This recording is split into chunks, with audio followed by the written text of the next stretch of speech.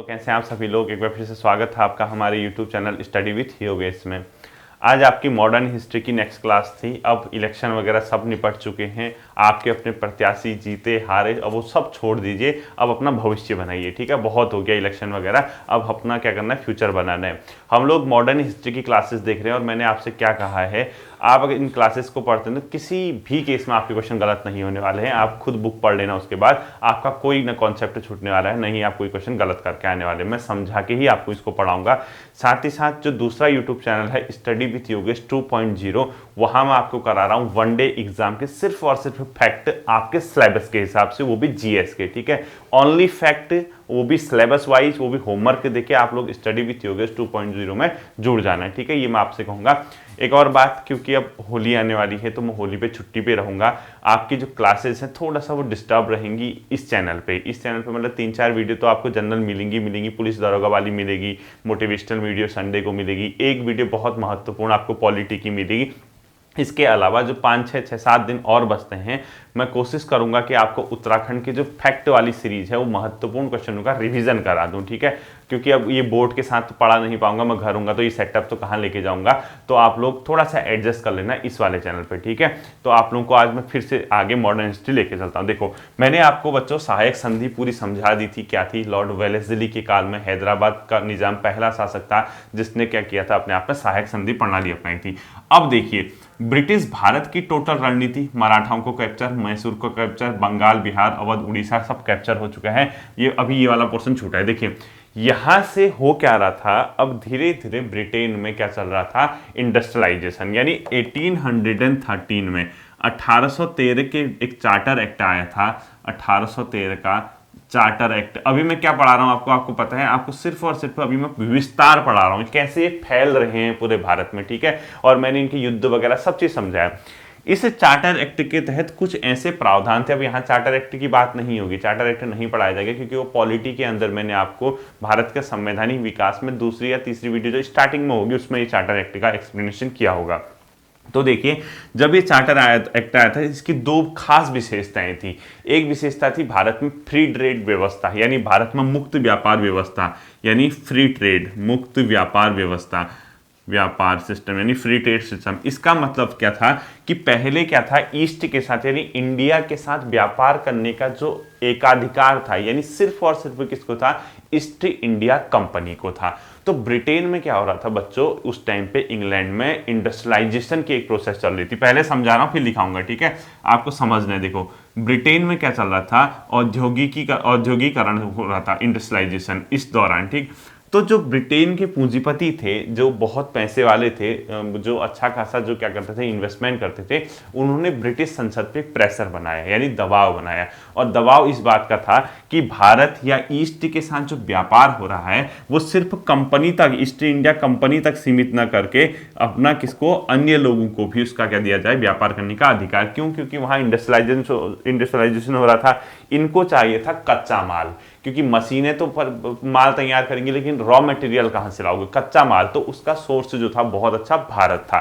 तो इन लोगों ने 1813 के चार्टर एक्ट में तुरंत क्या कर दिया, कंपनी से जो एकाधिकार था, व्यापारिक एकाधिकार, वो समाप्त कर दिया। तो ये क्वेश्चन पूछा जाता है, ईस्ट इंडिया कंपनी का व्यापारिक एकाधिकार कब समाप्त किया गया था, तब आपका आंसर होगा 1813 का चार्टर एक्ट। इस एक्ट को पूरी तरह से समझना है तो आप लोग देख लेना पॉलिटी के में, जो भारत का संवैधानिक विकास में मैंने स्टार्टिंग की पहली दूसरी वीडियो कहीं होगा, चेक कर लेना, उसको छोटी छोटी वीडियो है। ठीक है, तो उस इंडस्ट्रियलाइजेशन की वजह से यहां पर मुक्त व्यापार सिस्टम शुरू हुआ। और इन गवर्नर्स जो उस टाइम पे शासक थे बंगाल वगैरह के, उनसे कहा गया, या वो उनकी जो रणनीति थी अब क्या थी, भारत के अधिकांश भाग को पूरी तरीके से कैप्चर किया जाए और ब्रिटिश नीति के अनुरूप उनको चलाया जाए। और इसी दौरान इससे क्या होगा, जब इस उद्योगों से तैयार माल जो आएगा वो बेचना भी तो पड़ेगा। अब यहां से कच्चा माल लेके गए, वहां माल तैयार हो गया, बेचोगे कहां, फायदा कहां होगा। तो उसके लिए भारत इनको मार्केट के रूप में चाहिए था। तो अधिकांश भारत के हिस्सों में क्या करना था, इन्होंने अब कब्जा करना था, ताकि ब्रिटिश वस्तुओं को भारत में क्या किया जा सके, बेचा जा सके ब्रिटिश नीति के अनुरूप। अब देखिए, अब यहाँ तो भारत था, भारत के लोगों की अपनी कला अपनी संस्कृति थी, तो इन लोगों ने क्या किया, यहाँ के लोगों को ब्रिटिश कल्चर के अकॉर्डिंग ढालने की कोशिश की। इसीलिए 1813 के चार्टर एक्ट में पहली बार एक प्रावधान किया गया था कि भारत में ईसाई मिशनरी धर्म प्रचार कर सकते हैं। साथ ही साथ भारत में शिक्षा के लिए 1 लाख रुपए खर्च करने का जो पहली बार प्रावधान किया गया था 1800 चार्टर के एक्ट में। यानी अगर कभी क्वेश्चन पूछेगा भारतीय शिक्षा के लिए 1 लाख रुपया, किसके लिए, भारतीय शिक्षा के लिए 1 लाख रुपया पहली बार कब खर्च किया गया अगर ब्रिटिश द्वारा आएगा, तो ये 1813 के चार्टर एक्ट में। दूसरा, ईसाई मिशनरी यानी ईसाई जो धर्म प्रचारक होते हैं, वो ईसाई जो क्रिश्चियंस होते हैं, उनको कब यहाँ पर भारत में धर्म प्रचार करने की छूट दी गई, तो अब ये 1813 का चार्टर एक्ट। वो क्यों, क्योंकि भारतीय लोगों की मनोवृत्ति को इस तरीके से अपने आप में चेंज करना कि वो ब्रिटिश वस्तुओं को, ब्रिटिश संस्कृति को पसंद करें और उनकी चीजों को खरीदें। क्योंकि शिक्षा के लिए खर्च किया, ब्रिटिश एजुकेशन देंगे, तो ब्रिटिश एजुकेशन मतलब इंग्लिश एजुकेशन देंगे। साथ ही साथ दूसरा, ईसाई मिशनरी को भेजेंगे तो वो अपने धर्म के अनुसार इनके मतलब माइंड को क्या करेंगे, चेंज करेंगे, तो ब्रिटिश वस्तुओं के प्रति यहाँ के लोगों का लगाव बढ़ेगा, तो यहाँ से तैयार माल यहाँ आएगा और लोग खरीदेंगे, तो ये बहुत अच्छी तरह से इनकी इंडस्ट्री फलेंगे फूलेंगे, ये इनका इंटेंशन था।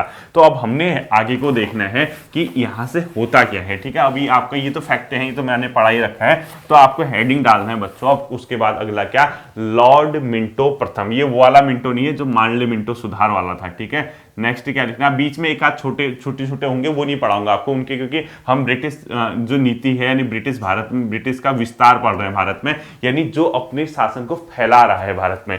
लॉर्ड मिंटो प्रथम, ठीक है, इसके समय की बच्चों 2 महत्वपूर्ण घटनाएं थी, ये क्वेश्चन पेपर में पूछा जाता है। एक तो इसने की थी अमृतसर की संधि, इसी के समय हुई थी। ये एक बार केबीसी में क्वेश्चन पूछा गया था कि जो अमृतसर की संधि है वो कब हुई थी, किसके साथ हुई थी, अमृतसर की संधि। अब ये क्वेश्चन अगर कभी पूछेगा अमृतसर की संधि कब हुई थी, 1809 में हुई थी। किसके साथ हुई थी, अंग्रेज प्लस रणजीत सिंह, अंग्रेज प्लस रणजीत सिंह की क्या हुई थी, रणजीत सिंह की अमृतसर की संधि। अब देखिए, ये जब मैं आपको अभी जैसे मैंने मैसूर पढ़ाया, मैंने मराठा पढ़ाया ना, ऐसे ही मैं आपको सिख पढ़ाऊंगा, यानी ब्रिटिश और सिख का जो युद्ध पढ़ाऊंगा वहां मैं आपको इन चीजों को समझाऊंगा। ठीक है, तो अमृतसर की संधि इसी के समय 1809 में हुई थी। साथ ही साथ इसके समय में 1813 का चार्टर एक्ट लाया गया था, यानी 1813 का चार्टर एक्ट अगर किसी गवर्नर के समय लाया गया था वो था लॉर्ड मिंटो, और इसी में प्रावधान किया गया था कि भारत में ईस्ट इंडिया कंपनी का व्यापारी एकाधिकार समाप्त किया जाए, पहला पॉइंट। दूसरा, भारतीय शिक्षा के लिए 1 लाख रुपया पहली बार खर्च किया गया।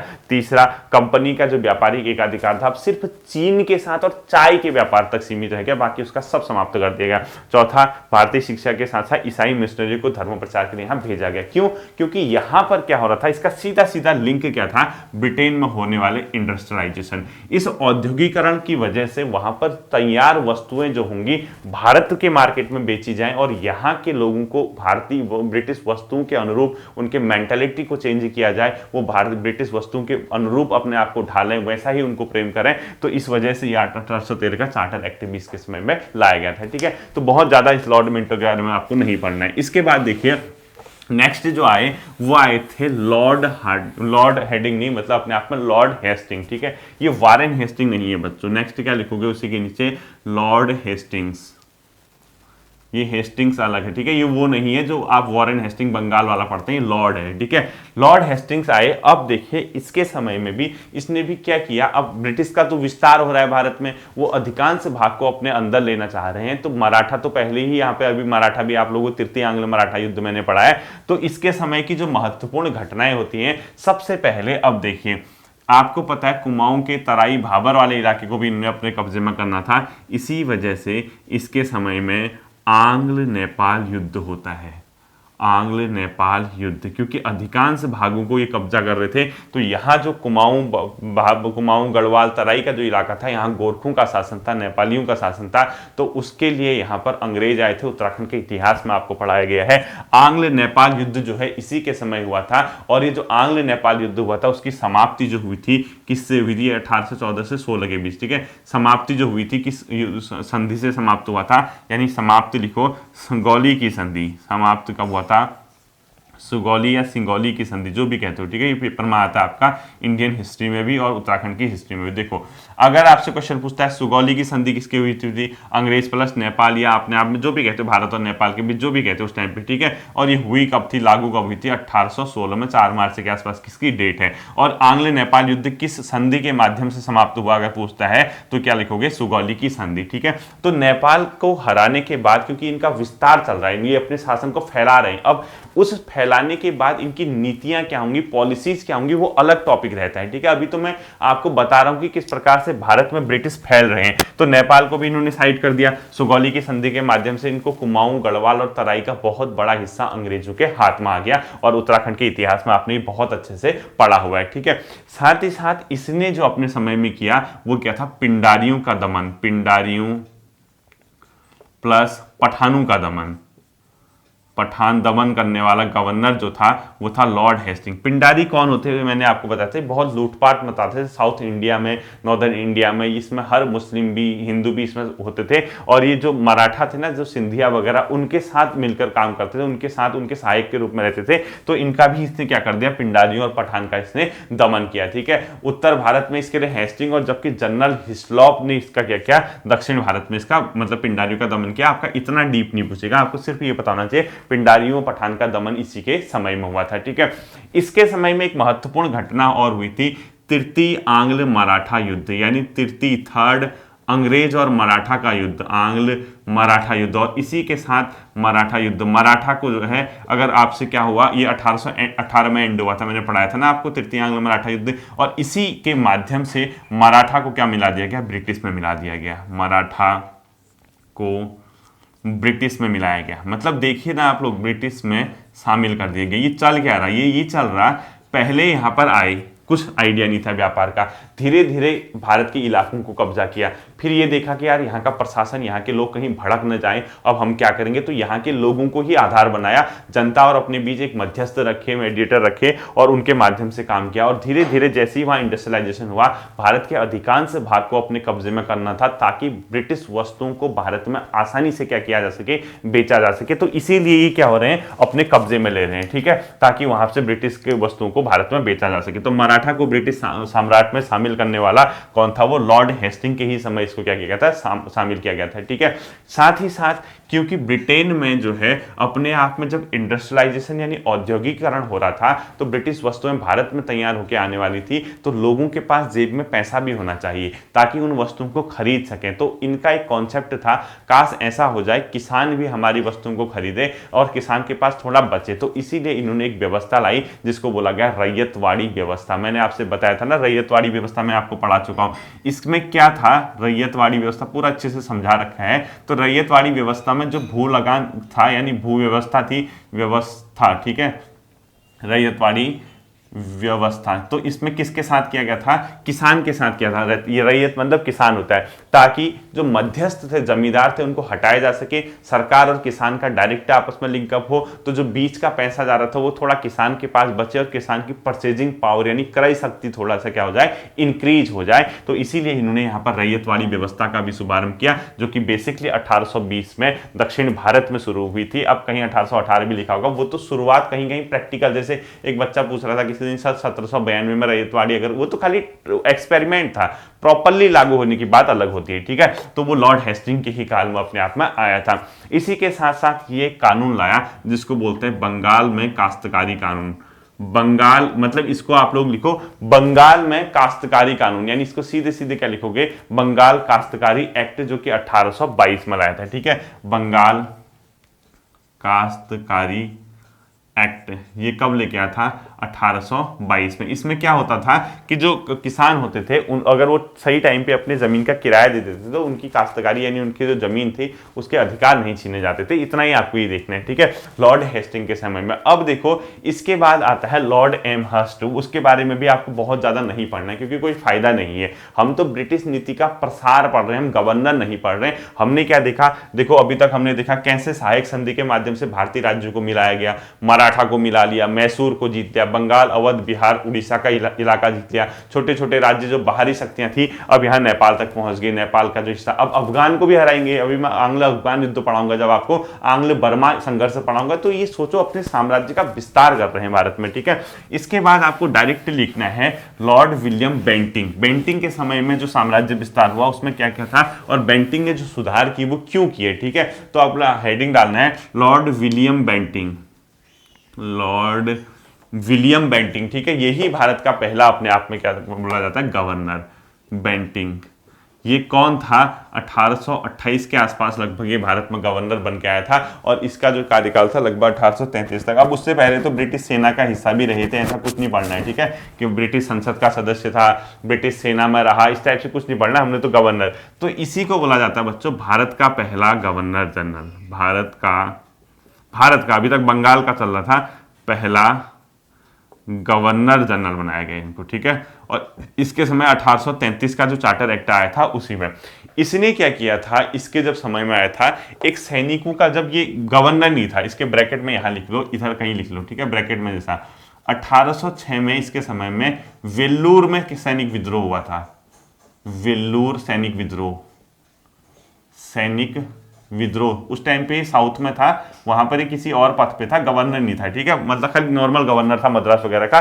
तो ये वेल्लूर सैनिक विद्रोह ये वहां पे था 1806 में। इसमें क्या था, जैसे जो सैनिक थे ना उनको अपना एक बाली पहनने का और अपने जाति का टीका लगाते थे वो लोग सैनिक, तो वो उनके धार्मिक मामला था, तो इसने वो बैन करवा दिया। इसने कहा नहीं ऐसा नहीं होगा, आप लोग जाति चिन्ह व जो अपने आप में बालियां पहनते हो वो नहीं लगाओगे। तो इसने जैसे ही ये ऑर्डर दिया तो इसके खिलाफ विद्रोह हो गया 1806 में, वेल्लूर सैनिक विद्रोह, वो अलग है, ठीक है।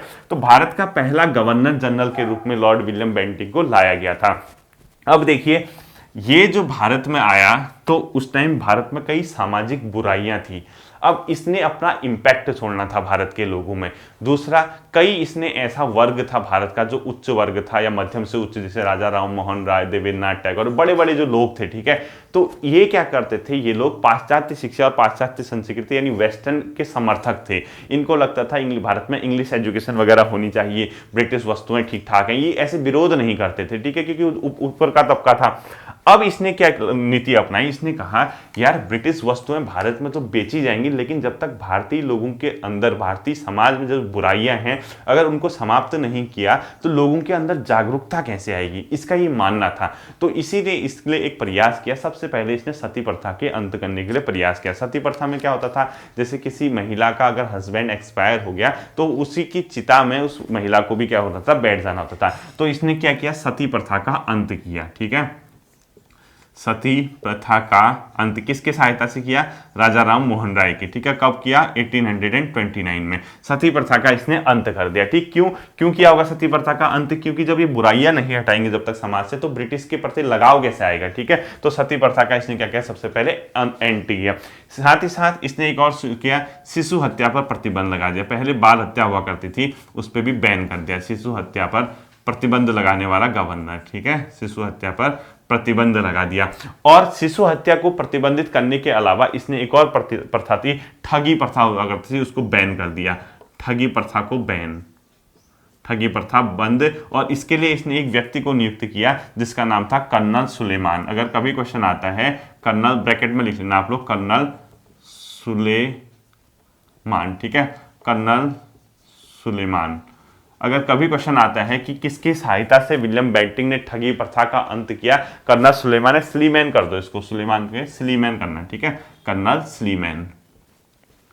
स्लीमैन की सहायता से इसने क्या कर दिया, अपने आप में ठगी प्रथा का अंत कर दिया। ये अंत क्यों कर रही, सामाजिक सुधार इसीलिए कर रहा है क्योंकि भारत को ब्रिटिश वस्तुओं का समर्थक बनाना है, भारत से बुराइयों को खत्म करना है, तभी तो ब्रिटिश के समर्थक बनेंगे, ठीक है। और कई लोगों ने जो परंपरागत रूप से जो कट्टरवादी थे उन्होंने इस चीज का विरोध भी किया, लेकिन इनको बहुत ज्यादा फर्क नहीं पड़ना था। साथ ही साथ इसने क्या किया, प्रेस की स्वतंत्रता पर भी बल दिया, ठीक है। प्रेस की स्वतंत्रता पर बल देने वाला ये था, यानी प्रेस की स्वतंत्रता पर बल, स्वतंत्रता पर बल। और इसी के तहत एक खास व्यक्ति हुआ करते थे जिनका नाम था अपने आप में क्या, चार्ल्स मेटकॉफ, जिसको भारतीय प्रेस का मुक्तिदाता कहा जाता है, ठीक है। ब्रैकेट में लिखो Charles Metcalfe, Charles Metcalfe, dash करके लिखो भारतीय प्रेस का मुक्तिदाता, भारतीय प्रेस का मुक्तिदाता, पूरा लिखना है, ठीक है, भारतीय प्रेस का मुक्तिदाता लिख लो। इससे आगे देखो, भारतीय प्रेस का मुक्तिदाता, कभी क्वेश्चन आता है आपका, ये मुक्तिदाता कौन था, ये था, ठीक है। ये सुधार क्यों कर रहा है? क्योंकि भारत में जब तक सुधार नहीं होंगे तो भारत में इंग्लिश एजुकेशन, भारत में इंग्लिश सिस्टम या वेस्टर्न सिस्टम नहीं चलने वाला था। समाज को सुधारना बहुत जरूरी था, सामाजिक बुराइयों को खत्म करना जरूरी था, तब जाके भारतीयों को ब्रिटिश संस्कृति, ब्रिटिश पाश्चात्य वस्तुएं जो भी थी उसके प्रति क्या होता, लगाव होता और उनकी वस्तुओं को हम लोग खरीदते, ऐसा इनका मानना था, ठीक है।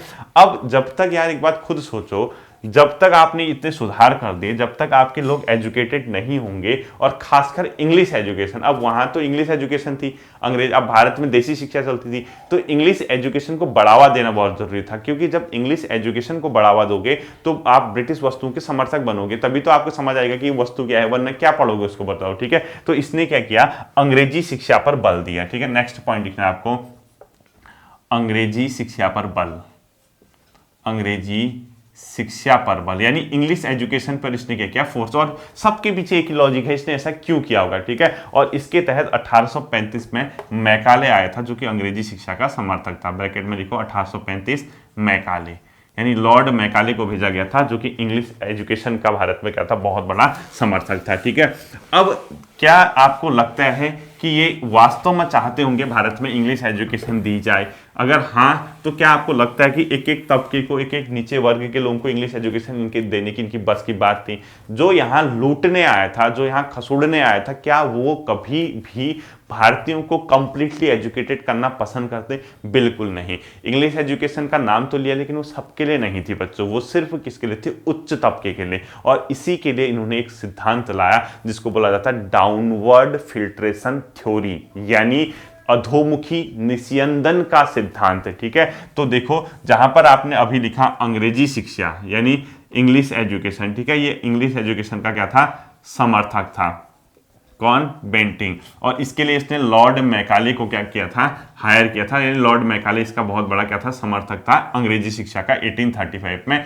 इन्हीं के प्रयासों से, ताकि ये अंग्रेजी शिक्षा सबको न दी जा सके, ऊपर के तबके को दी जा सके, और ये माना गया कि जब उच्च वर्ग अंग्रेजी भाषा में शिक्षित होगा तो वो नीचे के तबके को भारत के खुद ही इंग्लिश एजुकेशन क्या हो जाएगी, ट्रांसफर। जैसे फिल्टर होता है ना, फिल्टर घरों में देखा होगा, पानी हम ऊपर भरते हैं, टप टप करके क्या करता है, वो छिद्र के माध्यम से नीचे साफ होकर आता है, निस्यंदन उसी को बोलते हैं, फिल्ट्रेशन।